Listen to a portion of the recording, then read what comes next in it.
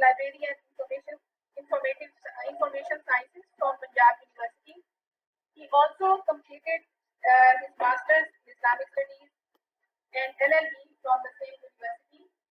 He has completed his postdoctoral research at Department of Information Sciences, Graduate School of Education and Information Studies, University of California, Los Angeles. He is the author of more than 100 research papers published in national and international journals. He has contributed 7 books. He has developed numerous projects related to research for different local and foreign organizations. He is serving the community as an active member of several academic committees. Today he guides us on what is research proposal and how to write a research proposal. Please, sir. Bismillahirrahmanirrahim. بہت شکریہ doctor صاحب اور doctor اسما صاحبہ مجھے invite کرنے کا آج کی اس ورکشاپ میں، اس ویبینار میں. جیسے ڈاکٹر صاحب نے فرمایا کہ میرا سبجیکٹ تو لائبریری اینڈ انفارمیشن سائنس ہے، لیکن میرا اسلامک سٹڈیز کے ساتھ بھی تعلق کسی حد تک رہا. میں نے لائبریری سائنس میں ایم اے کرنے کے بعد جب جاب شروع کی تو میں نے اپنے شوق کے تحت اسلامک سٹڈیز میں بھی ماسٹر کیا اور ایل ایل بی بھی کیا. اس کا مجھے فائدہ یہ ہوا کہ بعد کی ساری زندگی کے لیے یہ دونوں سبجیکٹ ایریاز، اسلامک سٹڈیز یا آپ اسے ریلیجیس سٹڈیز کہہ لیجئے اور لا، یہ دونوں میرے انٹرسٹ کے ایریاز رہے اور میں اپنے سبجیکٹ کے ساتھ ساتھ ان ایریاز میں بھی کچھ نہ کچھ پڑھتا رہا، چیزوں کو سمجھنے کی کوشش کرتا رہا. اور آج بھی ان دونوں موضوعات سے متعلق کوئی مسئلہ سامنے آتا ہے کسی میڈیا کے ذریعے سے، اخبار کے ذریعے سے، تو میری کوشش ہوتی ہے کہ اصل جو سورس ہے انفارمیشن کا، اس میں سے جا کے دیکھا جائے کہ وہاں پہ کیا لکھا ہوا ہے اور اس کی تشریح کس طرح سے کی جا رہی ہے. اسلامک سٹڈیز کے ساتھ میرا تعلق اس طرح سے بھی رہا کہ آج سے کچھ عرصہ پہلے لاہور کی ایک پرائیویٹ سیکٹر کی یونیورسٹی میں مجھے انوائٹ کیا گیا کہ میں ریسرچ میتھڈز کا کورس پڑھاؤں اسلامک سٹڈیز کی ایم فل کلاس کو. تو میں نے وہاں پہ کوئی 3-4 بیچز کو اسلامک سٹڈیز کا کورس پڑھایا اور ان کے ساتھ مل بیٹھنے کا ایک موقع ملا. طلبہ و طالبات میں ہمارے دینی مدارس کے فارغ التحصیل بھی تھے اور ہماری کالجز اور یونیورسٹیوں کے فارغ التحصیل بھی تھے. تو دونوں سٹریم سے آئے ہوئے طالب علموں سے بات چیت کا موقع ملا اور اسلامک سٹڈیز میں کس طرح کی ریسرچ ہوتی ہے اس کو کچھ جاننے کا، سمجھنے کا موقع ملا. اس کے علاوہ مجھے اسلامک سٹڈیز کے اساتذہ کرام میرے دوستوں میں شامل ہیں، جہاں کہیں بھی ملتے ہیں ان سے میں اسلامک سٹڈیز میں ہونے والی ریسرچ کے موضوع پر گفتگو کرتا رہتا ہوں اور ان سے استفادہ کرنے کی پوری کوشش کرتا ہوں. میں نے جب یہ کورس پڑھانا تھا تو نارملی ہم اپنے ڈپارٹمنٹ میں تو انگریزی کی جو ریسرچ میتھڈز کی بکس ہیں ان سے پڑھاتے ہیں، لیکن اسلامک سٹڈیز کے اسٹوڈنٹس کو پڑھانے کے لیے مجھے اردو میں کتب دیکھنا تھی. تو میں نے کئی ایک کتابیں اردو میں دیکھی جن میں ڈاکٹر گیان چند کی کتاب اصول تحقیق اور عبدالحمید خان عباسی صاحب اسلام آباد والے ان کی کتاب، اور ہمارے یہاں پنجاب یونیورسٹی کے استاد ہیں آج کل ڈین ہیں اورینٹل لرننگ کے، عربی کے استاد ہیں پروفیسر ڈاکٹر خالق داد ملک صاحب، ان کی کتاب یہ میرے ہاتھ میں ہے. تو میں نے اسٹوڈنٹس کو یہی کتاب ڈاکٹر خالق داد ملک صاحب کی ریکمینڈ کی، اور دوسری کتابیں جو ہیں وہ ایک اضافی کتب کے طور پر آپ کہہ لیں میں نے ریکمینڈ کی۔ آپ ریسرچ کی کوئی بھی کتاب اٹھا کے دیکھ لیں، آپ کو اس میں ایک چیپٹر ضرور ملے گا ریسرچ پرپوزل پہ۔ ریسرچ پرپوزل کیا ہے، اس کے کمپوننٹس کیا ہیں، اسے لکھنا کیسے ہے، اس موضوع پر آپ کو ایک چیپٹر ضرور ملے گا۔ ریسرچ پرپوزل دراصل ایک خاکہ ہے، ایک پلان ہے، جس میں ایک طالب علم یا ایک محقق یہ لکھتا ہے کہ وہ کیا ریسرچ کرنا چاہتا ہے، کیوں کرنا چاہتا ہے، کس طریقے سے کرنا چاہتا ہے، اس کا کیا فائدہ ہوگا، کون کون سی چیزوں کی اسے ضرورت ہے یہ ریسرچ کرنے کے لیے، اور اس موضوع کا احاطہ کرتے ہوئے طالب علم یا محقق یہ بتاتا ہے کہ میرا کیا مطالعہ ہے اس موضوع پر، اور میں نالج میں کیسے کنٹریبیوشن کروں گا، نالج میں کیسے ایڈ کروں گا اپنی ریسرچ کے ذریعے سے۔ تو یہ پرپوزل جسے سناپسس بھی کہتے ہیں اردو میں خاکہ، یہ پرپوزل طالب علم کو اپنے ماسٹر، ایم فل یا پی ایچ ڈی کے تھیسس سے پہلے اپنے استاد کو اور اپنی کمیٹی کو جمع کرانی ہوتی ہے، اور استاد یا کمیٹی اسی پرپوزل کی بنیاد پہ یہ فیصلہ کرتے ہیں کہ اس کو اپروو کیا جائے یا اس کے اندر کچھ تبدیلیاں جو ہیں وہ کرنے کے لیے کہا جائے۔ تو ایک محقق جو ہے وہ اس طرح سے بھی ریسرچ پرپوزل لکھتا ہے کہ جب اسے فنڈنگ چاہیے ہوتی ہے کسی ادارے کی طرف سے، تو ادارہ عام طور پر اپنا ایک فارمیٹ دیتا ہے کہ اس فارمیٹ کے مطابق آپ ایک پرپوزل جمع کرائیں، اور ہماری کمیٹی اس پرپوزل کو دیکھ کے یہ فیصلہ کرے گی کہ اس پر ہمیں فنڈنگ دینی چاہیے اور کتنی فنڈنگ دینی چاہیے۔ تو اس طرح کے مقاصد ہوتے ہیں کسی بھی ریسرچ پرپوزل کے۔ تو یہ میرے سامنے جو کتاب ہے پروفیسر ڈاکٹر خالق داد ملک صاحب کی، اس میں چیپٹر 4 ہے، اس میں مقالہ نگاری کے مراحل ہیں، اور ان مراحل میں سب سے پہلا مرحلہ انتخاب موضوع پر ہے، اور اس کے بعد دوسرا مرحلہ جو ہے وہ خاکہ تحقیق کی تیاری پر مشتمل ہے۔ تو اس میں انتخاب موضوع کو بھی کور کیا ہے، اور خاکہ تحقیق کے جو عناصر ہیں، جو کمپوننٹس ہیں، ان کو بھی اس میں دیا گیا ہے۔ تو اسی کتاب کے حوالے سے میں آپ کے ساتھ کچھ معروضات شیئر کرتا ہوں۔ سب سے پہلا مرحلہ کسی بھی ریسرچ کا وہ موضوع کا انتخاب ہوتا ہے کہ آپ کس موضوع پہ لکھنا چاہتے ہیں۔ موضوع کے انتخاب کے بارے میں طریقہ کار عام طور پر کتابوں میں لکھا گیا ہے، اساتذہ بھی کلاس میں بیان کرتے ہیں۔ تو ایک بات مجھے امید ہے کہ آج ہمارے ساتھ زیادہ تر طالب علم شامل ہیں آج کے اس ویبینار میں،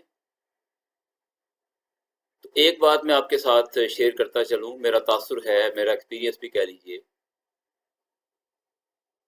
کہ کبھی بھی ریسرچ کے لیے موضوع کا انتخاب کرتے ہوئے آپ کسی دوسرے سے مت کہیے کہ مجھے کوئی ٹاپک نہیں مل رہا، بھائی کوئی ٹاپک بتا دیں اچھا سا۔ نہ اپنے استاد سے، نہ کسی ساتھی طالب علم سے، نہ کسی اور ریسرچر سے۔ ریسرچ کی دنیا میں اس بات کو بہت ناپسند کیا جاتا ہے کہ ایک طالب علم یا ایک محقق کسی دوسرے کے سامنے جا کے اپنی انیبلٹی شو کرے، یہ ظاہر کرے کہ مجھے بالکل سمجھ نہیں آ رہی اور آپ مجھے کوئی بنا بنایا ٹاپک دے دیجیے. یہ میں تو سمجھتا ہوں کہ ایک انتہائی غلط بات سمجھی جاتی ہے ریسرچ کی دنیا میں. ہاں البتہ جو آپ کر سکتے ہیں وہ یہ ہے کہ آپ کے ذہن میں جو ٹاپک ہو، ابھی میں آپ کے ساتھ شیئر کرتا ہوں کہ ذہن میں ٹاپک کہاں سے آتا ہے.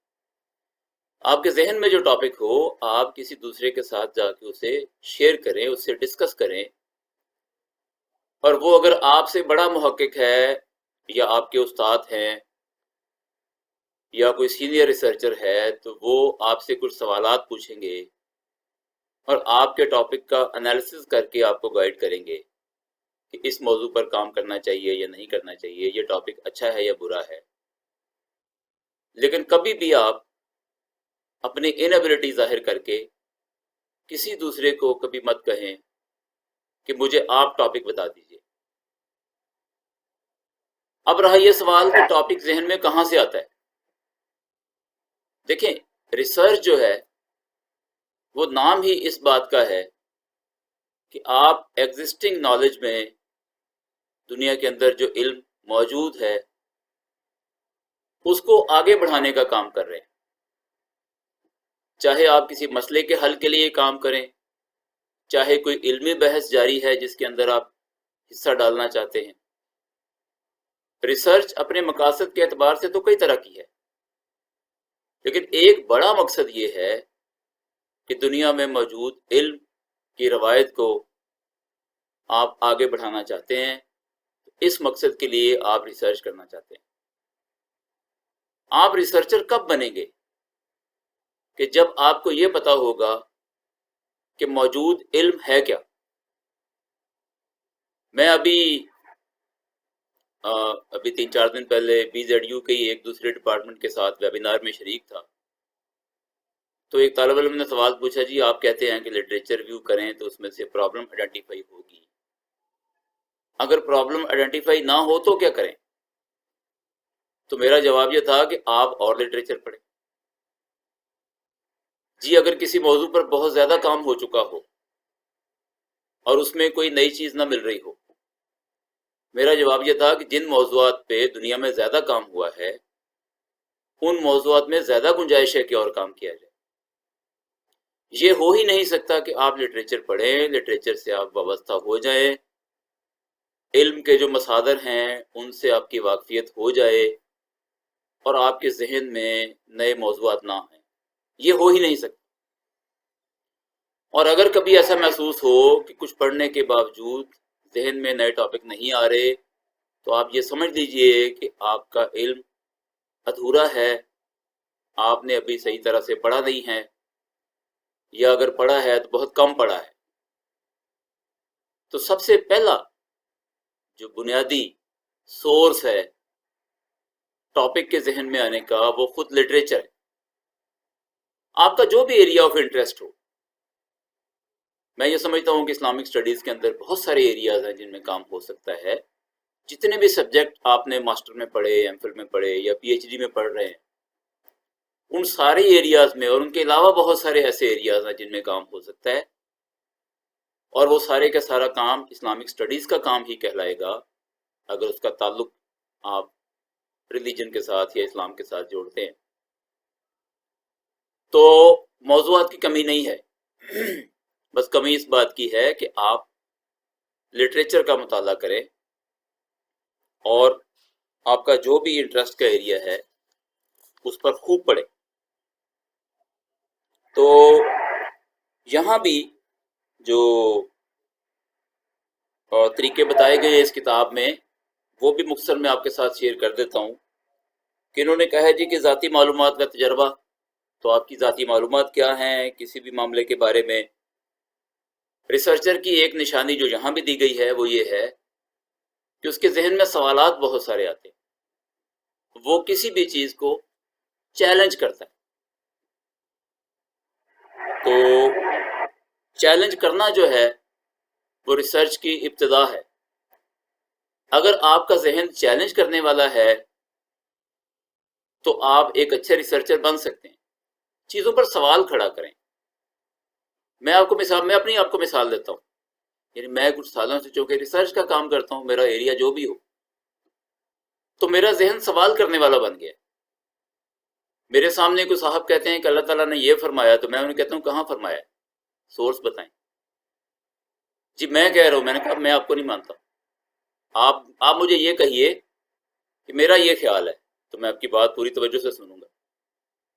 آپ جب مجھے یہ کہیں گے کہ اللہ نے یہ فرمایا، آپ جب مجھے یہ کہیں گے کہ نبی کا یہ فرمان ہے، تو میرا یہ فرض بنتا ہے اور میرا یہ حق بھی ہے کہ میں آپ سے یہ پوچھوں کہ اللہ کے نبی نے یہ کہاں فرمایا ہے، آپ مجھے سورس بتائیں.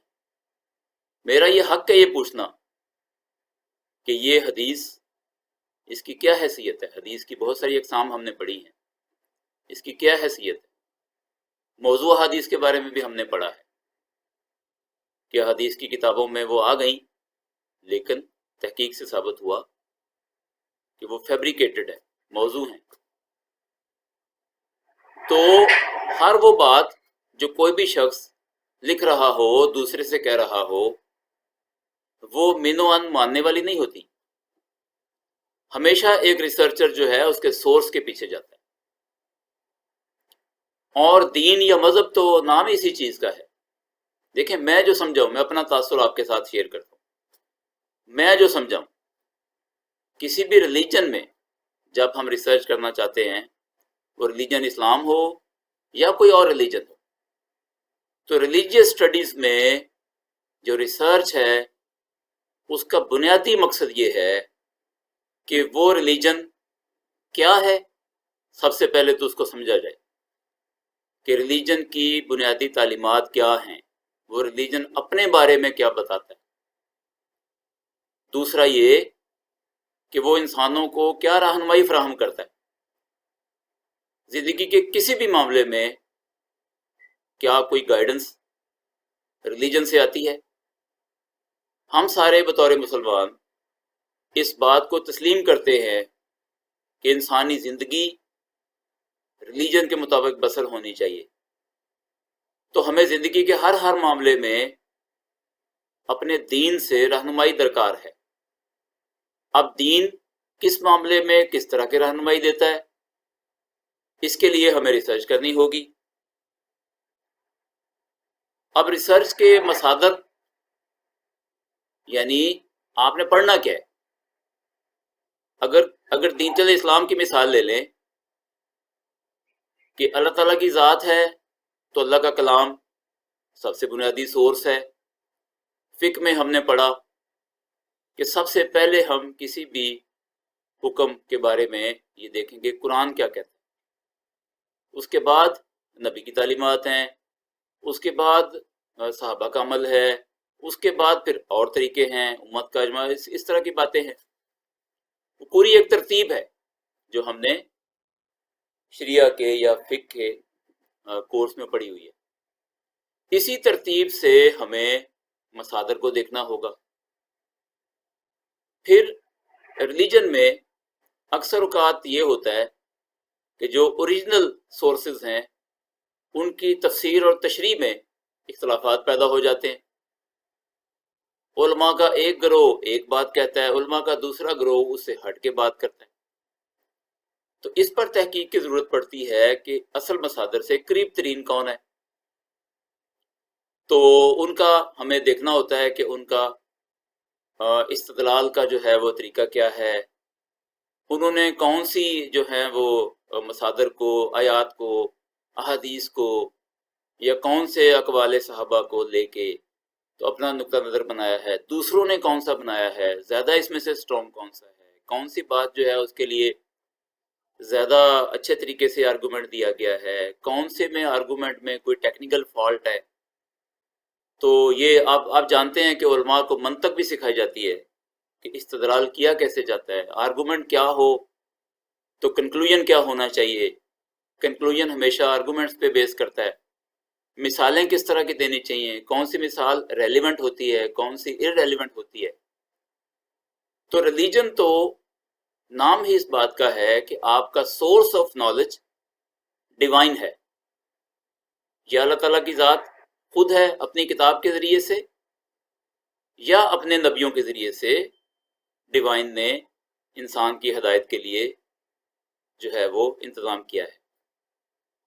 تو جو ڈیوائن سورس ہے نالج کا، اس کی طرف دنیا کے ریلیجن جو ہیں وہ انسان کو جوڑتے ہیں.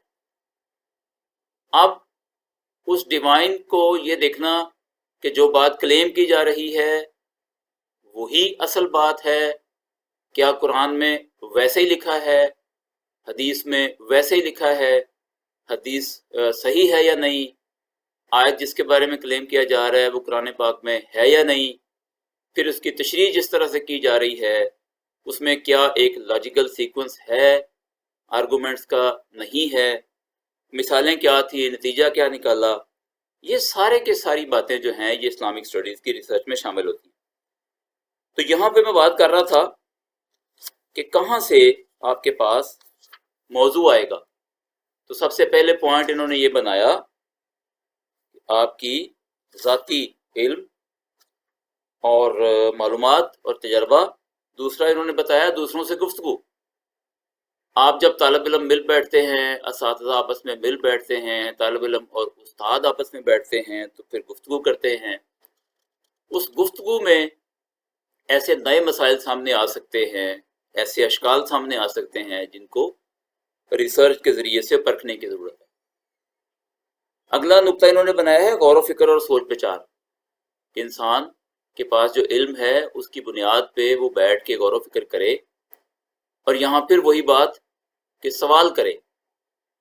یعنی ہر جگہ اسٹیٹس کو آپ چیلنج کریں. اسٹیٹس کو کیا ہے کہ جو چلا آ رہا ہے. میں نے بہت سارے اسلامک اسٹڈیز کے اپنے دوستوں سے بھی بات کی ہے تو کہتے ہیں جی اسلاف یوں فرماتے ہیں. تو میں کہتا ہوں اسلاف کی بات پر سوال کیوں نہیں کیا جا سکتا؟ یہ تو وہی آرگومنٹ ہے جو کفار مکہ کہتے تھے کہ ہمارے بڑے کرتے آئے ہیں تو کیا وہ غلط تھے؟ تو کیا یہ آرگومنٹ ٹھیک ہے کہ بڑے یہ فرماتے ہیں؟ یہ آرگومنٹ بذات خود ٹھیک ہے کہ بڑوں نے یہ کہا ہے تو ٹھیک ہی ہوگا؟ بھئی بڑے غلط بھی تو کہہ سکتے. آپ یہ دیکھیے کہ بڑوں نے جو فرمایا اس کی وجوہات کیا تھی، ان کے پاس علم کے مصادر کیا تھے، انہوں نے کس بنیاد پہ یہ فیصلہ کیا تھا. میری اس بات کا ہرگز آپ اسلامک اسٹڈیز کے طالب علم میں یہ مطلب نہ لیجئے گا کہ میں کوئی مقلد اور غیر مقلد کی بحث میں پڑھنے والا ہوں. لیکن صرف یہ آرگومنٹ دینا کہ ایسے چلا آ رہا ہے، یہ تو میں اسے علم نہیں سمجھتا، ایسے چلا آ رہا کو ہم کیوں سمجھیں؟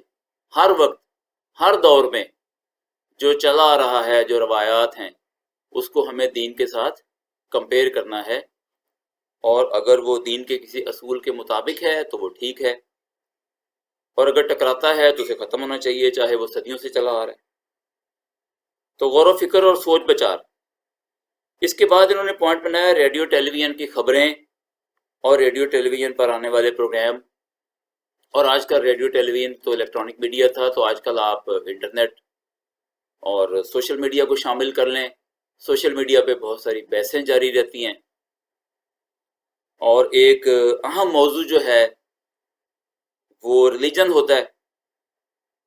تو میں ایک اور تاثر آپ کے ساتھ شیئر کروں. ہم تو عام طور پر بحثیں کرتے رہتے ہیں نا اسلام کے اندر، اپنے مسالک کی، اپنے فرقوں کی، اپنی سوچ کی، اپنے نقطہ نظر کی. میں نے یورپ پھرا ہوں، میں امریکہ میں رہا ہوں. آج کل ریلیجن کو جو ایک بہت بڑا چیلنج ہے وہ اوور آل ریلیجن کو ہے، اسلامک اسٹڈیز کو، اسلام کو نہیں، اوور آل ریلیجن کو ہے. وہ چیلنج یہ ہے کہ کیا انسان کو ریلیجن کی سرے سے ضرورت بھی ہے کہ نہیں. اور ہم لوگ یہاں بیٹھے خوش ہوتے رہتے ہیں کہ یورپ میں اسلام تیزی سے پھیل رہا ہے، اور اسلام قبول کرنے والوں کی تعداد باقی مذہب قبول کرنے والوں کی نسبت زیادہ ہے. یہ بات صحیح ہے، ہمارے خوش ہونے کے لیے اچھی بات ہے. لیکن آپ یہ بھی دیکھیے کہ ہر مردم شماری میں ایسے لوگوں کی تعداد بڑھ رہی ہے جو اپنے مردم شماری میں اپنے نام کے سامنے لکھتے ہیں نو ریلیجن. ریلیجن سے ہٹنے والے لوگوں کی تعداد بہت بڑی ہوتی چلی جا رہی ہے. یعنی لوگوں نے یہ محسوس کرنا شروع کر دیا ہے کہ ریلیجن کی سرے سے ضرورت نہیں ہے انسانی زندگی میں. تو یہ جو چیلنج ہے یہ ہر ریلیجن کو ہے. اخبارات اور عام مجلات کی یہاں انہوں نے مثال دی ہے کہ ان کو پڑھیں، ان کو دیکھیں، تحقیقی مجلات پڑھیں، تھیسس دیکھیں جو ہوئے ہیں، ریسرچ آرٹیکلز دیکھیے رسائل کے اندر، ریسرچ جرنلز کے اندر۔ اس کے علاوہ انہوں نے موضوع بنایا ہے محاضرات اور دروس۔ اگر آپ درس وغیرہ اٹینڈ کرتے ہیں، کوئی آپ لیکچرز وغیرہ سنتے ہیں، تو وہاں سے بھی اہل علم کی باتوں کو غور سے سننے سے بھی آپ کے ذہن میں ٹاپکس آئیں گے۔ تو یہاں تک تو بات ہوگی ٹاپک کی۔ اب انہوں نے یہاں ایک موضوع بنایا اچھے موضوع کی شرائط، کہ جب آپ کے ذہن میں کوئی ٹاپک آتا ہے تو آپ کیسے پرکھیں گے کہ یہ ایک اچھا موضوع ہے اور اس پر مجھے کام کرنا چاہیے۔ تو اس کے کچھ نکات انہوں نے دیے ہیں۔ اس میں سب سے پہلے انہوں نے نقطہ بنایا ہے جدت و تخلیق، انوویشن اینڈ کریٹیوٹی۔ جیسے میں نے پہلے عرض کیا کہ ریسرچ تو نام ہی ایگزسٹنگ نالج میں کچھ ایڈ کرنے کا ہے، ایگزسٹنگ نالج میں کچھ کنٹریبیوٹ کرنے کا ہے۔ تو سب سے پہلا پوائنٹ انہوں نے بنایا کہ آپ کیا انوویٹو بات کرنے لگے ہیں، آپ کیا نئی بات کرنے لگے ہیں، اور اس میں کریٹیوٹی کیا ہے۔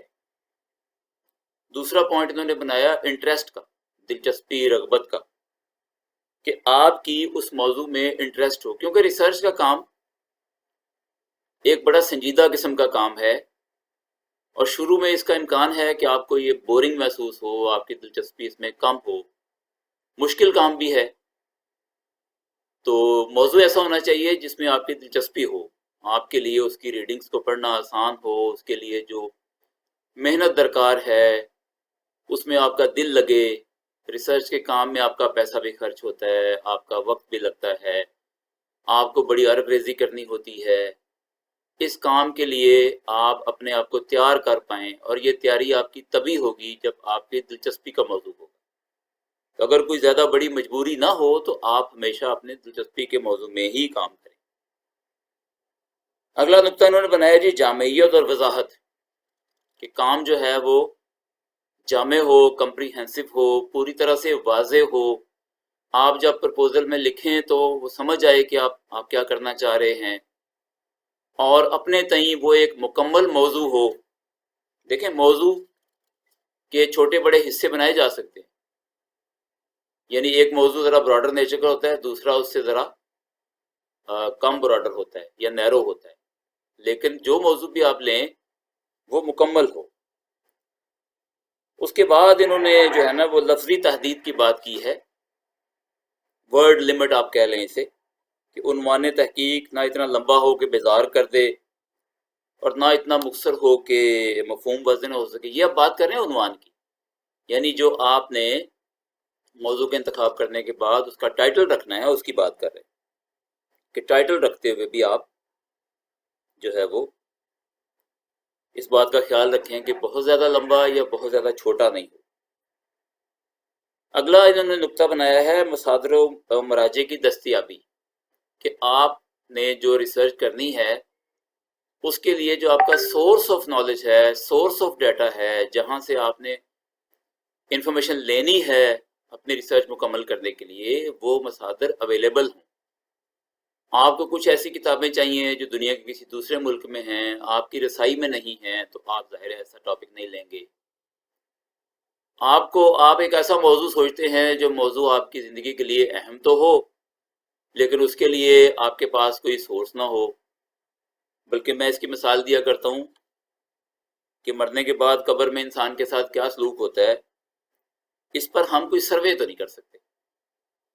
یعنی مرنے کے بعد انسان قبر میں چلا جاتا ہے، اور ہمارا مسلمانوں کا یہ عقیدہ ہے کہ قبر میں اس کے ساتھ جو جو معاملات پیش آتے ہیں، لیکن ہمارے عقیدے کے مطابق جو معاملات انسان کے ساتھ قبر میں پیش آتے ہیں اس کے لیے ہمارے پاس سورس آف نالج کیا ہے؟ تو سوائے غیبی علم کے جو اللہ تعالیٰ نے اپنے نبیوں کے ذریعے ہمیں دیا، اس کے علاوہ ہمارے پاس کوئی سورس نہیں ہے۔ یہ کیسے ممکن ہے کہ مردہ سے جا کے پوچھا جائے کہ آپ کے ساتھ کیا سلوک ہوا ہے؟ اس پر کوئی سروے لیول کی ریسرچ تو ہو نہیں سکتی۔ موضوع بہت اہم ہے کہ ہر شخص نے مرنا ہے اور قبر میں بھی جانا ہے، موضوع کی اہمیت سے انکار نہیں، لیکن اس کے لیے source of information, source of data جو ہے وہ اویلیبل نہیں ہے۔ تو یہ ریسرچ جو ہے یہ ممکن ہی نہیں ہے کہ ہو پائے۔ اسی طرح انہوں نے نقطہ بنایا ہے مدت تحقیق کا لحاظ، کہ جتنا آپ کے پاس وقت ہے، اگر آپ طالب علم ہیں تو آپ کے پاس مخصوص وقت ہے، اگر آپ کوئی فنڈڈ پروجیکٹ کر رہے ہیں تو پھر بھی مخصوص وقت ہے، آپ نے 6 مہینے میں، سال میں، یا پی ایچ ڈی کی صورت میں 2 سے 3 سال میں، 2.5 سال میں آپ نے تھیسس مکمل کرنا ہے، تو موضوع ایسا ہو جو اس لمیٹیشن کے اندر مکمل ہو جائے۔ اخراجات کی بھی انہوں نے بات کی ہے کہ ریسرچ پر پیسہ خرچ ہوتا ہے، تو طالب علموں کے لیے تو اکثر یہ سیلف فنڈڈ ہوتا ہے، تو اگر یہ سیلف فنڈڈ ہے تو پھر آپ کے پاس اس کا بجٹ ہے یا نہیں، اور جتنا بجٹ ہے اسی طرح کا ٹاپک آپ لیں گے۔ اگلا نقطہ انہوں نے بنایا معاشرتی مقبولیت، یہ اس کی معاشرے کے لیے اہمیت ہے کہ آپ کے سامنے کئی ٹاپک ہیں، آپ ان میں سے کون سے کا انتخاب کریں گے کہ جس کی معاشرے کو زیادہ ضرورت ہے، جس پر کوئی تازہ بحث چھڑی ہوئی ہے، یا جو معاشرے کے لیے زیادہ بڑا مسئلہ ہے، یا جس سے معاشرے کے زیادہ افراد کو فائدہ پہنچے گا۔ اس طرح کی چیزیں جو ہیں وہ آپ سوچ کے تو اپنا ٹاپک لیجئے، یعنی ایک ٹاپک ایسا ہے جس سے کم افراد کو فائدہ پہنچے گا، ایک ٹاپک ایسا ہے جس سے کروڑوں لوگوں کو فائدہ پہنچے گا، تو آپ ظاہر ہے زیادہ لوگوں کا خیال کریں گے۔ یا ایک موضوع ایسا ہے جو انسانی زندگی میں زیادہ اہم ہے، جبکہ دوسرا موضوع ایسا ہے جو کم اہم ہے، تو آپ ان دونوں میں سے انتخاب کرتے ہوئے اس بات کا دھیان رکھیں گے، لحاظ رکھیں گے کہ جس کی معاشرے کو زیادہ ضرورت ہے اس کو موضوع بنایا جائے، اور اپنی ترجیحات میں آپ اسے اوپر رکھیں گے۔ اس کے علاوہ انہوں نے بنایا ہے مقالے کی طوالت، کہ جتنا آپ کا مقالہ ہے، اگر آپ طالب علم ہیں تو ظاہر ہے آپ کے تھیسس کا ایک سائز ہوگا، ایم اے لیول کا تھیسس چھوٹا ہوتا ہے، ایم فل کا اس سے بڑا ہوتا ہے، پی ایچ ڈی کا اس سے بڑا ہوتا ہے، اور اسی طرح اگر آپ ایک ریسرچ آرٹیکل لکھ رہے ہیں کسی جرنل کے لیے تو وہاں بھی ورڈ لمٹ ہوتی ہے، اتنے ہزار الفاظ، اتنے سو الفاظ، اتنے صفحے، اس سے زیادہ نہیں۔ تو اس لحاظ سے اپنے موضوع کا انتخاب کیجئے کہ آپ نے جو اس کی ریسرچ رپورٹ تیار کرنی ہے وہ کتنی ضخیم ہوگی۔ بعض اوقات ایسا ہوتا ہے کہ تھیسس میں سے زیادہ آرٹیکل نکل آتے ہیں، تو اس بات کو بھی ذہن میں رکھیے کہ آپ جو تھیسس کر رہے ہیں اس میں سے جب آپ اس کو مضمون کی شکل میں یا مقالے کی شکل میں کسی ریسرچ جرنل میں پبلش کریں گے تو اس میں سے کتنے آرٹیکل اور کس نوعیت کے آرٹیکل نکلیں گے۔ آخری بات جو انہوں نے یہاں پہ کی ہے وہ موضوع کی معرفت، یعنی آپ کی اپنی کمانڈ کتنی ہے، آپ جو کرنا چاہ رہے ہیں، جس طریقے سے کرنا چاہ رہے ہیں، اس موضوع پر آپ کا علم کتنا ہے، آپ کی کمانڈ کتنی ہے، اور اس میتھڈالوجی پر آپ کی کمانڈ کتنی ہے۔ ان دونوں باتوں کو سامنے رکھتے ہوئے آپ نے جو ہے وہ موضوع کا انتخاب کرنا ہے۔ انہوں نے یہاں یہ بھی دیا ہے کہ نامناسب موضوعات کون سے ہوتے ہیں، اس میں کن باتوں کا خیال رکھنا ہے، تو یہ آپ اس میں سے دیکھ سکتے ہیں۔ اسی طرح سے ٹاپک کی جو لمیٹیشن ہے، موضوع کی تحدید، اس پر بھی انہوں نے ایک جو ہے وہ عنوان یہاں باندھا ہے۔ اس میں یہ بتاتے ہیں کہ کس طرح سے آپ براڈر سے نیرو کی طرف جاتے ہیں۔ انہوں نے 2 مثالیں دی ہیں، میں آپ کے ساتھ شیئر کرتا ہوں۔ انہوں نے مثال دی ہے کہ مثلا ایک ٹاپک ہو سائنس کی ترقی میں مسلمانوں کا کردار، تو بڑا وسیع ٹاپک ہے۔ مسلمانوں سے مراد جب سے اسلام آیا ہے تو 14 صدیاں، بلکہ 14 صدیوں سے بھی زیادہ، تو ایک تو پیریڈ وائز کوئی لمٹ نہیں اس میں، دوسرا یہ ہے کہ سائنس پھر کون سی، سائنس کے تو بہت سارے شعبے ہیں، تو یہ ٹاپک بہت بڑا ہے، کسی ایک مقالے کے لیے تو یہ بالکل سوٹیبل نہیں ہے۔ اچھا، اسی کو انہوں نے نیرو کیا تو ٹاپک بنا طب کی ترقی میں مسلمانوں کا کردار۔ تو طب اب انہوں نے سائنس کا ایک شعبہ لے لیا، لیکن پیریڈ وائز پھر وہی لمبا، یعنی 14 صدیاں۔ اس کو مزید نیرو ڈاؤن کیا تو ٹاپک بنا طب کی ترقی میں عربوں کا کردار 9ویں اور 10ویں صدی عیسوی میں۔ تو یہ بات یعنی آپ دیکھیں اس میں 2-3 طرح سے انہوں نے اس کی تحدید کر دی۔ ایک ہے طب یعنی سائنس کی برانچ لے لی، دوسرا جو ہے وہ صرف عرب مسلمان لے لیے، دوسرے ممالک یا دوسری نسلوں کے لوگ نہیں، اور تیسرا 9ویں اور 10ویں صدی عیسوی لے لی۔ تو اس کو پیریڈ وائز بھی انہوں نے ڈی لمٹ کر دیا، انہوں نے جو ہے وہ ایریا وائز بھی کر دیا تقریباً، اور سائنس کی ایک برانچ بھی لے لی۔ اسی طرح سے ایک اور مثال ہے، اس سے آپ کو بات سمجھ میں آئے گی۔ مثلا اس میں ٹاپک ہے ادبا، یعنی ادیب جو ہیں۔ اب یہ بہت بڑا ٹاپک ہے، ادیب کون سے، کوئی بھی، اس کو نیرو ڈاؤن کیا تو ہو گیا عرب ادبا، یعنی عرب کے جو ادیب ہیں. اس کو مزید نیرو ڈاؤن کیا تو یہ ہو گیا جدید عرب ادبا. فردر نیرو ڈاؤن کیا تو ہو گیا جدید سعودی ادبا. پھر فردر کیا تو ہو گیا جدید سعودی شعراء. پھر مزید کیا تو ہوا امیر عبداللہ الفیصل بحیثیت شاعر. اور ابھی بھی اگر یہ زیادہ جو ہے وہ براڈر نیچر کا ہے تو آپ اسے مزید کر لیجئے امیر عبداللہ الفیصل کی شاعری میں حب الوطنی. اب بطور شاعر جو ہے وہ بحیثیت شاعر جو ہے وہ بھی بڑا ٹاپک تھا، تو آپ نے اس میں سے ایک موضوع کا انتخاب کر لیا کہ شاعری میں تو بہت سارے موضوع کور ہوئے ہوں گے، تو ان میں سے ایک موضوع جو ہے وہ اس میں کور ہو گیا، اور وہ ہے حب الوطنی. اب دوسرا مرحلہ وہ ہے خاکہ تحقیق کی تیاری. تو میں آپ کے ساتھ شیئر کرتا ہوں کہ انہوں نے جو اس کے حصے بنائے ہیں خاکہ تحقیق کے وہ کون کون سے ہیں. تھوڑی تھوڑی بات اس پہ کروں گا. تو اس میں سب سے پہلے انہوں نے ٹائٹل پیج یا صفحہ عنوان کی بات کی ہے کہ ٹائٹل پیج میں کن باتوں کا دھیان رکھنا ہوتا ہے. اس کے بعد انہوں نے مقدمہ یا پریفس کی بات کی ہے. اس کے بعد انہوں نے تعارف موضوع یا انٹروڈکشن کی بات کی ہے. اس کے بعد فرضیہ تحقیق یا ہائپوتھیسس کی بات کی ہے. اس کے بعد آبجیکٹیوز یا مقاصد تحقیق ہیں. اس کے بعد ہے جی justification and likely benefits, Urdu میں لکھا ہے اسباب انتخاب موضوع. اس کے بعد ہے لٹریچر ویو، سابقہ تحقیقات کا جائزہ. اس کے بعد ہے امپورٹنس آف دا سبجیکٹ یا امپورٹنس آف دا ٹاپک، اہمیت موضوع. اس کے بعد ہے منہج تحقیق، ریسرچ میتھڈالوجی. اس کے بعد ہے ریسرچ سورسز اینڈ ایڈز، منت و کاوش اور وسائل تحقیق. اس کے بعد ہے بنیادی مصادر و مراجع، بیسک سورسز. اس کے بعد ہے جی ابواب و فصول اور ان کے عنوانات، یعنی چیپٹر سیکشنز آپ کے جو تھیسس کے ہوں گے. اور سب سے آخر میں جو انہوں نے دیا ہے وہ ہے مجوزہ مصادر و مراجع کی فہرست، ریفرنسز اینڈ بیبلیوگرافی. تو چلیں ان پر تھوڑی تھوڑی بات کر لیتے ہیں.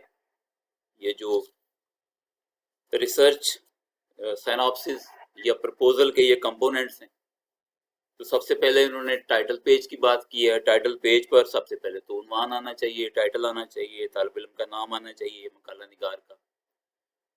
تو طالب علم ہے تو پھر اس کے جو ہے وہ سپروائزر کا، نگران مقالہ کا نام بھی آنا چاہیے، اور طالب علم کا رول نمبر وغیرہ، ڈپارٹمنٹ کا نام، یونیورسٹی کا نام، یہ ساری چیزیں. اور کوئی ڈیٹ وغیرہ یا طالبی سیشن ہے تو وہ بھی آنا چاہیے جس ڈیٹ کو آپ نے پرپوزل لکھی ہے. اس طرح کی چیزیں آپ کو، اور اگر آپ کسی یونیورسٹی میں پڑھتے ہیں تو اس کی ویب سائٹ پہ جائیں تو آپ کو ریسرچ سیناپسس تیار کرنے کے لیے ایک سیمپل بھی مل جاتا ہے. گو کہ انگریزی میں لکھا ہوتا ہے لیکن سیمپل سے آپ کو یہ آئیڈیا ہو جاتا ہے کہ پرپوزل کے اندر شامل کیا کیا کرنا ہے اور اس کا ٹائٹل پیج وغیرہ کیسے بنانا. تو یہ ساری چیزیں آپ دے سکتے ہیں. اس میں عنوان لکھیے. اس کے بعد مقدمہ یا پریفس کی وہ بات کرتے ہیں. یہ خاکہ تحقیق کا مقدمہ ہے جس میں محقق اپنے موضوع اور عنوان کے حوالے سے کچھ باتیں جو ہے وہ اہم باتیں اس میں دیتا ہے. اچھا، اس کو پریفس بھی کہہ لیجئے. اور ایک بات انہوں نے یہاں پہ مس کر دی، وہ ہے ایبسٹریکٹ.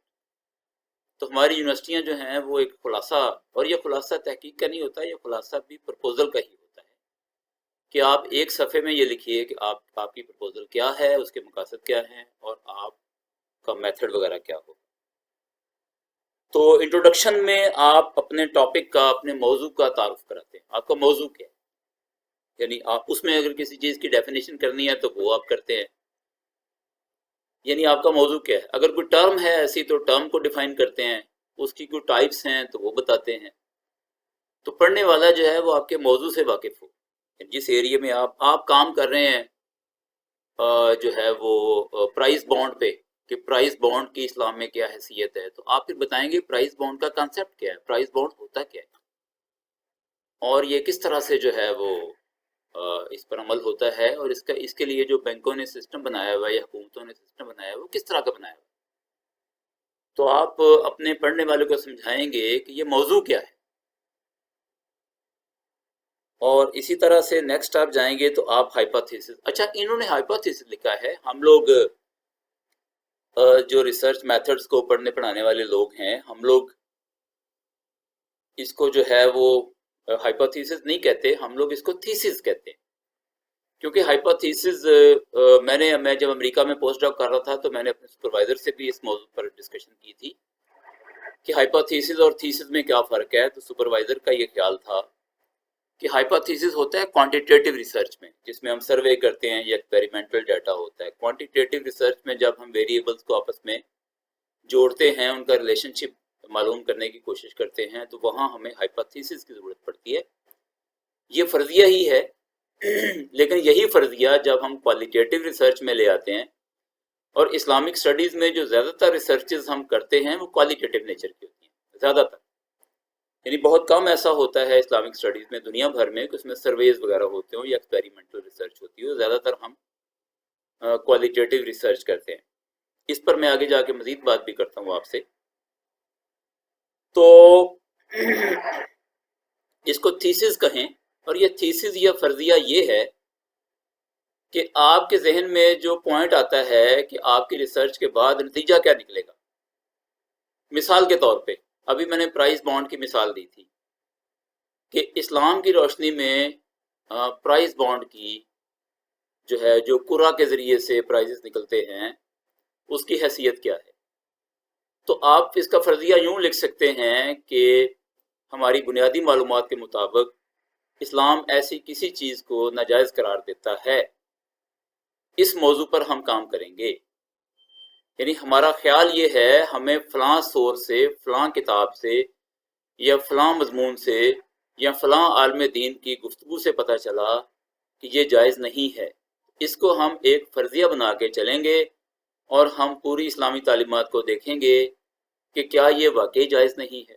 تو ہماری ریسرچ جو ہوگی وہ یہ ثابت کرے گی کہ جو ہمارا فرضیہ ہے کیا وہ ثابت ہوتا ہے یا وہ ریجیکٹ ہوتا ہے, یا تو وہ ثابت ہوگا یا وہ ثابت نہیں ہوگا. تو یہ ریسرچ بتائے گی. تو ہم شروع میں اپنی پرابیبل یا پاسبل جو آؤٹ کم ہے میری ریسرچ کی, اس کو میں جب لکھوں گا تو اسے ہی میں تھیسس یا فرضیہ کہہ رہا ہوں. کہ ابھی تک یا بادی و نظر میں یا علماء کے اقوال کی روشنی میں ہے یا فلاں جو مسلک ہے ان کے نزدیک یہ بات سامنے آئی کہ انہوں نے اسے ناجائز قرار دیا ہے. تو آئیے دیکھتے ہیں کہ یہ صحیح اسلامی تعلیمات کے مطابق جائز ہے یا نہیں. تو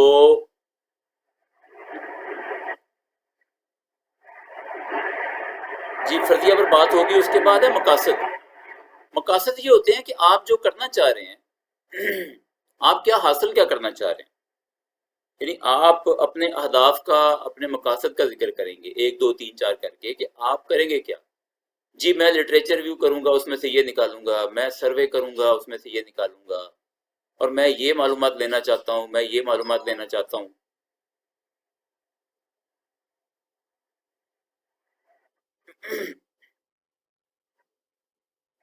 اس کے بعد اچھا یہ جو مقاصد ہیں, آبجیکٹیوز ہیں, اس کو سیکھنے کا سب سے بیسٹ طریقہ یہ ہوتا ہے کہ آپ کچھ ریسرچ پرپوزل کو دیکھیے, اس میں مقاصد لکھے ہوئے پڑھیے.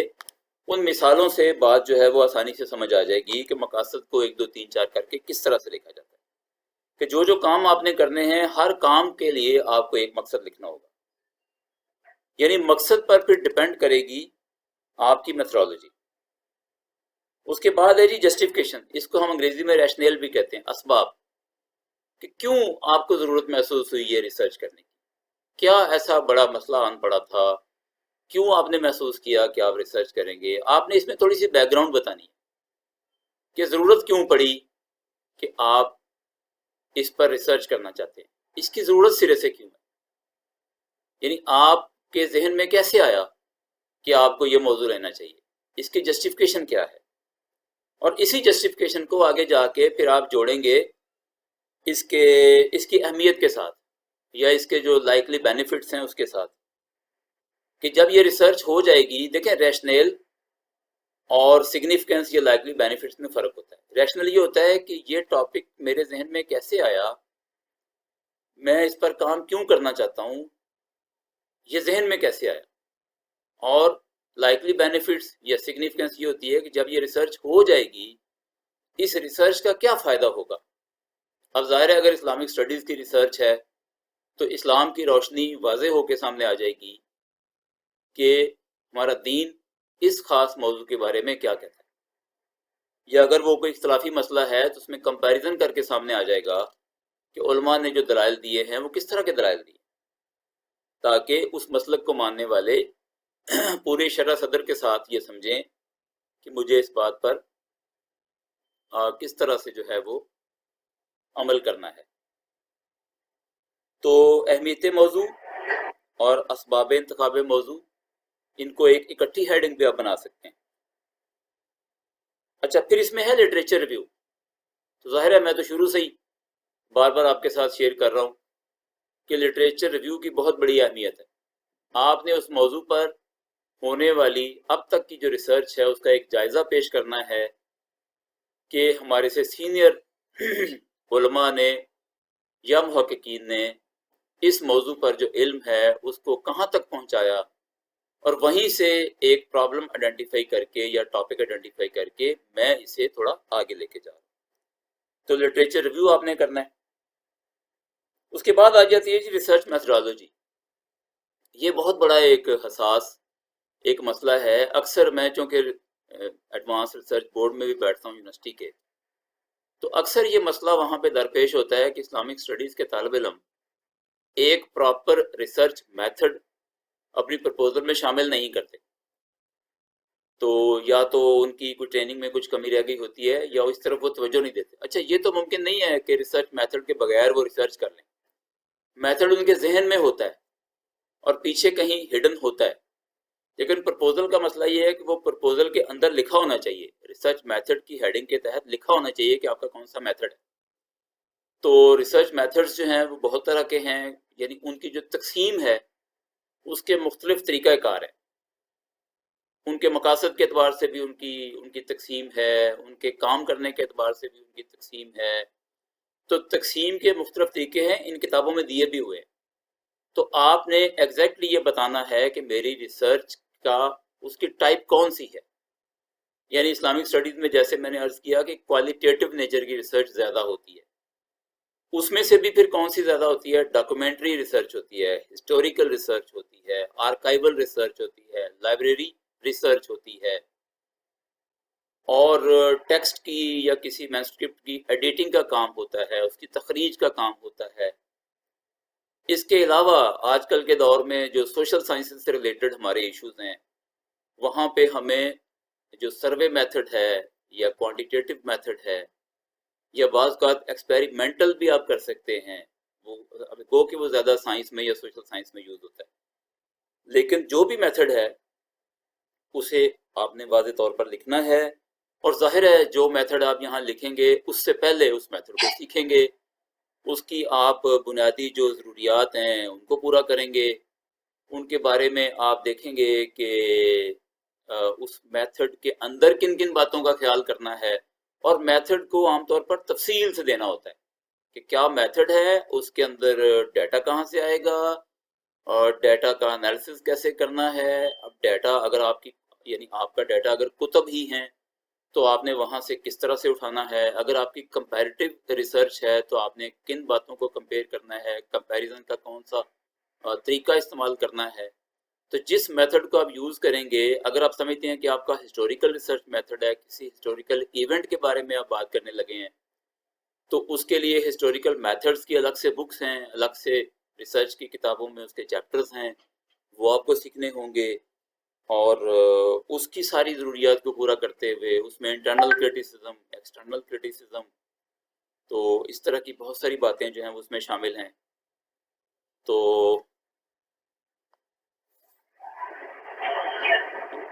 جی یہ مجھے کنفرم کر دیجئے، یہ بالکل صحیح چل رہا ہے نا؟ مجھے یہ بتایا گیا تھا کہ 45 منٹ کے بعد یہ بند ہو جائے گا، تو یہ میرا تو خیال ہے ابھی چل رہا ہے. جی ڈاکٹر صاحب آپ میرے ساتھ ہیں؟ بالکل صحیح چل رہا ہے سر. جی بالکل ٹھیک چل رہا ہے. چلیں میرا خیال ہے اگر یہ بند ہوا یہ زوم تو پھر اندازہ ہو جائے گا. تو چلیں زیادہ تر میں اپنی گفتگو جو ہے وہ کر چکا ہوں, بس تھوڑی سی اور باتیں ہیں, اور اگر آپ کے فارمیٹ ہے اس میں سوالات لینے کا تو ہم سوالات بھی لے سکتے ہیں. تو منہج کی میں بات کر رہا ہوں, ریسرچ میتھڈ کی بات کر رہا ہوں. میتھڈ باقاعدہ طریقے سے لکھنا ہے اپنی تمام جزیات کے ساتھ, اور اس کے لیے اس میتھڈ کو الگ سے سیکھنا ہے. میں ابھی آپ کو بتا رہا تھا انٹرنل کرٹیسزم, ایکسٹرنل کرٹیسزم یہ ڈاکومنٹری ریسرچ میں یا ہسٹوریکل ریسرچ میں یہ یوز ہوتے ہیں. تو میں اتفاق سے یہ کل ہی بیٹھا ان کو پڑھ رہا تھا کہ یہ کیا چیزیں ہیں اور ان میں کس طرح سے کام ہوتا ہے. تو یہ ڈیپینڈ کرتا ہے کہ آپ کی ریسرچ کی ٹائپ کیا ہے. تو جس ٹائپ کی ہوگی اسی طرح سے آپ نے اس کا میتھڈ لکھنا ہے. اس کے بعد ہے جی ریسرچ سورسز ایڈس, کہ کس طرح کے آپ کو چاہیے. اگر آپ نے سروے کرنا ہے تو آپ کے پارٹیسپینٹس کون سے ہوں گے, ان پارٹیسپینٹس سے رابطہ کیسے ہوگا. اور اگر آپ کوئی ڈاکومنٹری ریسرچ کر رہے ہیں تو ڈاکومنٹ کہاں سے ملے گا. اگر کوئی مینuscript ایڈٹ کر رہے ہیں تو مینuscript آپ کہاں سے لیں گے, کس لائبریری میں ہے, کس شخصیت کے پاس پڑا ہے. تو اسی طرح سے آپ جو ہے اسی طرح ریسرچ کے لیے آپ کے جو بنیادی ماخذ ہوں گے وہ کون سے ہوں گے, ان کی فہرست بھی دینی ہوتی ہے بیبلیوگرافی کی شکل میں. ریفرنس اور بیبلیوگرافی میں یہ فرق ہوتا ہے کہ بیبلیوگرافی ایک لسٹ آف بکس ہوتی ہے.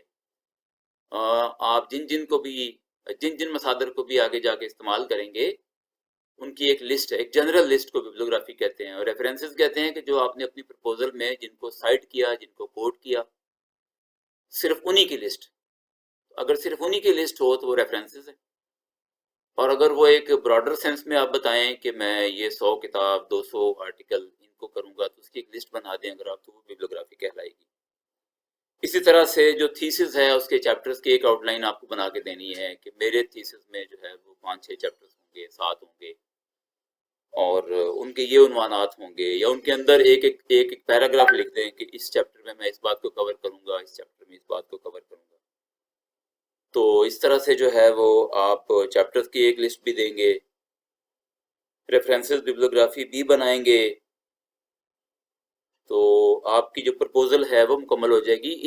یعنی اس کو لکھنے کے لیے علیحدہ سے ہمارے پاس جو ہیں وہ گائیڈ لائنز ہوتی ہیں, جیسے آپ کے پبلیکیشن مینول یا اسٹائل مینولز ہوتے ہیں, جیسے کہ شکاگو ہے یا ترابین ہے, یہ اسلامک اسٹڈیز میں استعمال ہوتا ہے. یا اس کے علاوہ آپ کو کتابوں میں اور کئی مل جائے گی. بعض کا یونیورسٹیاں اپنا کوئی سٹائل دے دیتی ہیں کہ ریفرنسز بیبلیوگرافی اس طرح سے لکھنی ہے, اور اردو یا انگریزی میں جو آپ نے سناپسس لکھنا ہے اس کے لیے لینگویج کس طرح کی ہونی چاہیے. امریکن انگلش کو آپ نے فالو کرنا ہے یا آپ نے برٹش انگلش کو فالو کرنا ہے, اور ورڈ لمٹ کیا ہو. اس طرح کی گائیڈ لائن آپ کو اکثر اوقات یونیورسٹی کے رولز یا گائیڈ لائنز میں مل جاتی ہیں. تو آج کل تو انٹرنیٹ کا دور ہے, تو بہت ساری یونیورسٹیوں سے آپ کو مثالیں مل سکتی ہیں. تو میں اپنی گفتگو کو یہیں پہ جو ہے وہ مکمل کرتا ہوں, اور اگر آپ کے ذہن میں کوئی سوال ہو تو آپ پوچھ سکتے ہیں. میں خود بنیادی طور پر تو سوشل سائنٹسٹ ہوں اور سوشل سائنس کی ریسرچ کا زیادہ کرتا ہوں, لیکن ریسرچ میتھڈس پڑھتے پڑھاتے ہوئے جو ہے وہ ہمارا واسطہ دوسرے اقسام کی جو ریسرچ ہے اس سے بھی پڑتا ہے. تو ایڈوانس بورڈ میں بیٹھنے کی وجہ سے تو ہم سارے سبجیکٹ ایریاز کے ریسرچز کو دیکھتے ہیں, ان کے ٹاپکس کو, اور طالب علموں سے انٹرویو کرتے ہیں, اور وہ اپنے پرپوزل کو ڈیفینڈ کرتے ہیں اور ہمارے سوالات کی روشنی میں. تو اس ایکسپیرینس کے ساتھ میں یعنی آپ کے ساتھ کچھ باتیں جو ہے وہ شیئر کر پایا. جی ڈاکٹر صاحب اگر کوئی سوال ہو کسی دوست کا.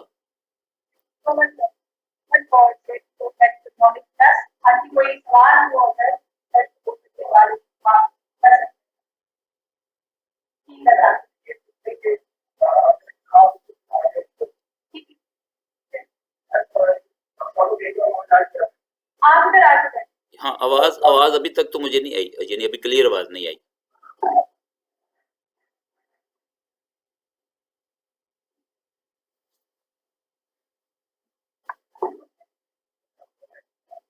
سر یہ سوال ہے لیکن تھیسس اور ہائپوتھیسس میں فرق بتا دیں. واضح نہیں ہوا تھا. اچھا واضح نہیں ہوا, چلیں میں آپ کو بتاتا ہوں. جو امریکہ میں میری ڈسکشن ہوئی پروفیسرز کے ساتھ، اس کی روشنی میں آپ کو بتا رہا ہوں. ہائپوتھیسس کا لفظ آپ نے کوانٹیٹیو ریسرچ میں استعمال کرنا ہے، جہاں پہ آپ کے پاس جو ڈیٹا ہے وہ نمبرز میں ہو، اور وہاں ہم ایسے ویریبلز کو آپس میں ریلیٹ کریں جو کوانٹیٹیو ڈیٹا رکھتے ہوں. جیسے کہ مثال کے طور پر انسان کی جو ایج ہے اور اس کا جو آئی کیو لیول ہے، یہ دونوں ایسے ویریبلز ہیں جو نمبروں میں میئر کیے جاتے ہیں. آئی کیو لیول بھی نمبر ہے اور ایج بھی نمبر ہے. ان کا آپس میں کیا تعلق ہے؟ یا جو طالب علم زیادہ پڑھائی کرتا ہے، زیادہ یعنی گھنٹوں تک پڑھتا ہے، اس کے امتحان میں اس کا سی جی پی اے کتنا آتا ہے، یہ دونوں بھی نمبرز ہیں. تو اگر اس طرح کے ویریبلز کا آپس میں ریلیشن شپ ہو تو اس کو ہم ہائپوتھیسس کہیں گے. اگر کوئی ایسا مفروضہ ہو جو کوالیٹیٹیو ریسرچ میں استعمال ہو، جیسے میں نے آپ کو مثال دی کہ آپ کی پاسبل آؤٹ کم کیا ہے، پاسبل آؤٹ کم یعنی پاسبل آؤٹ کم کیا ہے، یعنی ایک آپ کے پاس، میں آپ کو یعنی یہ بات بھی سمجھا دیتا ہوں ایک مثال سے، کہ آپ کے پاس ایک جو ہے نا وہ ایک بیان یا نیریٹو آ گیا، یا ایک یعنی چلے میں آپ سے ایک سوال پوچھتا ہوں، ایک چھوٹا سا سوال پوچھتا ہوں. میں آپ کے سامنے ایک سٹیٹمنٹ جو ہے وہ بولتا ہوں، آپ مجھے بتائیے کہ اس سٹیٹمنٹ کے بارے میں آپ کی کیا رائے ہے. کہ قائد اعظم محمد علی جناح کی ایک سٹیٹمنٹ ہے، پاکستان بننے کے بعد انہوں نے یہ سٹیٹمنٹ دی کہ Islamabad and Tehran are going to sign an agreement and this agreement will have long lasting effect on these countries. آپ پھر سنیں اور اس پہ غور کریں. قائد اعظم کا ایک جگہ پہ کال ہمارے پاس آڈیو کی شکل میں ہے، اسلام آباد and Tehran are going to sign an agreement and this agreement will have a long lasting effect on these two countries. بتائیں، اس سٹیٹمنٹ کے بارے میں اپنی رائے دیں.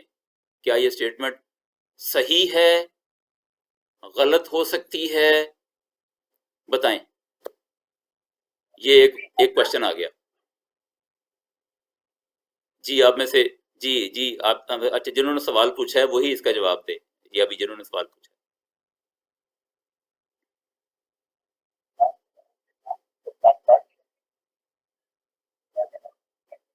جی سر بالکل صحیح ہو سکتی ہے سر اسٹیٹمنٹ. اچھا بالکل صحیح ہو سکتی ہے. چلیں، یہ بادی نظر میں تو ٹھیک ہو سکتی ہے کہ پاکستان اور ایران کا کوئی ایگریمنٹ ہونے جا رہا ہوگا اس وقت، ایسا ہی لگتا ہے نا. تو چلیں ایسا کرتے ہیں یہ چونکہ ہسٹوریکل ایک ڈاکومنٹ ہے، یہ آڈیو جو ہے وہ بظاہر تو قائد اعظم کی آواز لگ رہی ہے، ریڈیو پاکستان پر انہوں نے بیان دیا تھا. یہ سٹیٹمنٹ اس کی ہم انٹرنل کرٹیسزم کرتے ہیں. ہسٹوریکل سٹیٹمنٹ ہے نا، انٹرنل کرٹیسزم کرتے ہیں ہم. ایسا کرتے ہیں. آپ مجھے یہ بتائیے قائد اعظم کب فوت ہوئے؟ جی بولیں گے. قائد اعظم سر 1948 48 میں فوت ہو گئے. 1948 میں ایک سربراہ مملکت لفظ اسلام آباد بولے گا کیا؟ Islamabad was there at that time اور ناٹ؟ آپ کا کیا خیال ہے؟ جیسے سر آپ تو میں نے جان بوجھ کے یہ سٹیٹمنٹ اپنے پاس سے بنائی ہے. میں نے لفظ اسلام آباد جان بوجھ کے اس میں ڈالا ہے. اس وقت پاکستان کا دارالحکومت اسلام آباد تھا ہی نہیں. اسلام آباد اس لیے نہیں تھا دارالحکومت کہ اسلام آباد نام کا شہر ہی کوئی نہیں تھا دنیا میں. سمجھ گئے؟ قائد اعظم کبھی یہ نہیں کہہ سکتے 1948 میں فوت ہونے سے پہلے کہ Islamabad and Tehran are going to sign an agreement. Islamabad نام کی شاہی کوئی نہیں تھی. ثابت ہو گیا کہ یہ سٹیٹمنٹ، یہ آڈیو جعلی ہے. یہ کسی اور نے قائد اعظم کی آواز نکال کے، ہمارے ہاں ہوتے ہیں ایسے صداکار کہ دوسروں کی آوازوں میں بول لیتے ہیں، یہ کسی نے جعلی بنائی ہے اور نام دے دیا قائد اعظم کا. اس کو کہتے ہیں ریسرچ میں، ہسٹوریکل ریسرچ میں انٹرنل کرٹیسزم. کہ آپ دیکھ لیں اس کے اندر کنٹینٹ کیا ہے. کنٹینٹ ٹھیک ہے، کنٹینٹ ہی غلط ہے. یعنی میں اگر آپ سے یہ کہوں کہ سردار عبد القیوم آزاد جموں اینڈ کشمیر کے وزیر اعلیٰ بنے تھے 1935 میں. پہلا سوال یہ پیدا ہوگا کہ 1935 میں آزاد جموں اینڈ کشمیر کہیں تھا؟ اور سردار عبد القیوم تو شاید اس وقت پیدا بھی نہ ہوئے ہوں. تو اس کا مطلب یہ ہے کہ جب ہم کسی بھی ہسٹوریکل ڈاکومنٹ کے ساتھ اس طرح کے معاملات کرتے ہیں، ہاں تو یہی تو ریسرچ ہے، یہی ریسرچ ہے. ریسرچ اسی چیز کا نام ہے کہ آپ ایکسٹرنل انٹرنل کرٹیسزم کریں. اچھا، آپ کو اگر میں یہ پوچھوں کہ شیخ سعدی کی ایک تحریر برآمد ہوئی ہے کسی میوزیم سے، کسی جگہ سے، جو بال پین کے ساتھ لکھی ہوئی ہے، تو آپ مانیں گے اس بات کو؟ جی، بال پوائنٹ کے ساتھ، یہ پیانو کے بال پوائنٹ کے ساتھ لکھی ہوئی ہے. بال پوائنٹ تھا ہی نہیں شیخ سعدی کے دور میں. تو بات یہ ہے کہ اچھا تھیسس کیسے کہتے ہیں؟ آپ نے سوال پوچھا تھا نا تھیسس کا. تھیسس کہتے ہیں آپ کی پاسبل آؤٹ کم کیا ہے، کہ بظاہر تو یہ قائد اعظم کی آواز لگتی ہے، چلیں دیکھتے ہیں.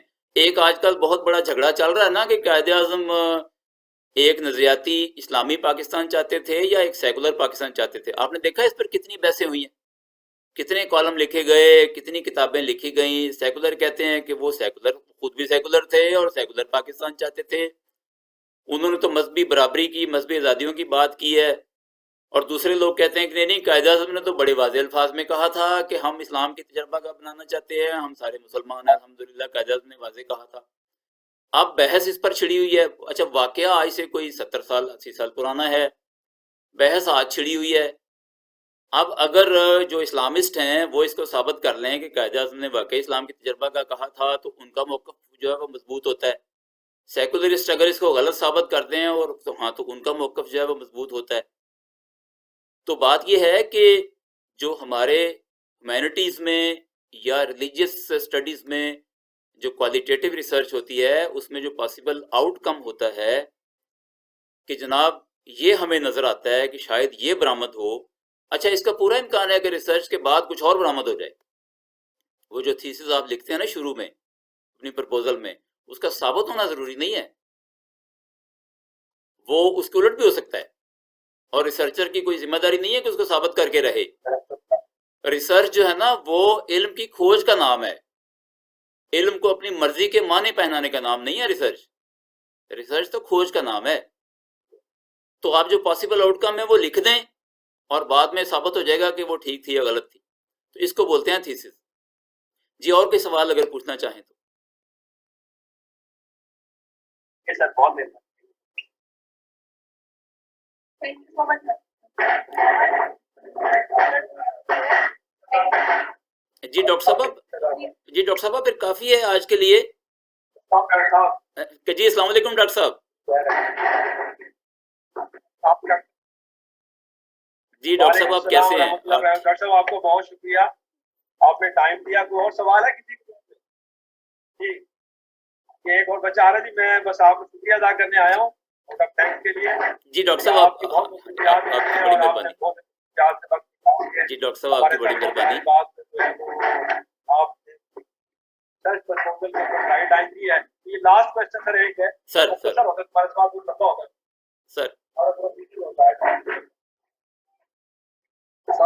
جی وعلیکم السلام.